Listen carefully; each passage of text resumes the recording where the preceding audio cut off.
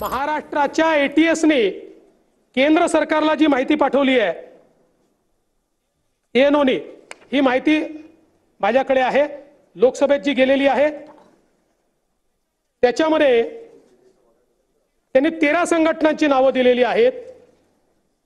एकूण 40 संघटनांची नावं दिली आहेत, त्यातल्या 13 संघटना या पुन्हा या भारत जोडोच्या आपल्या या आंदोलनामध्ये या ठिकाणी काम करतात। देवेंद्र फडणवीस यांच्याकडे असं कोणतं माप आहे की अनेक रिटायर्ड निवृत्त आर्मी अधिकारी त्या भारत जोडो यात्रेमध्ये चालले, अनेक कलाकार, अनेक सामाजिक कार्यकर्ते, तुषार गांधींसारखे नेते, काँग्रेसचे नेते, इतर त्यांच्या पक्षाचे नेते, अखिलेश यादव असतील, महाराष्ट्र, मी स्वतः राहुल गांधींबरोबर पठाणकोट पासून जम्मू काश्मीरपर्यंत 28 किलोमीटर चाललो। मी काय अर्बन नक्षलवादी असेल का? आहे का? त्यांनी सांगावं।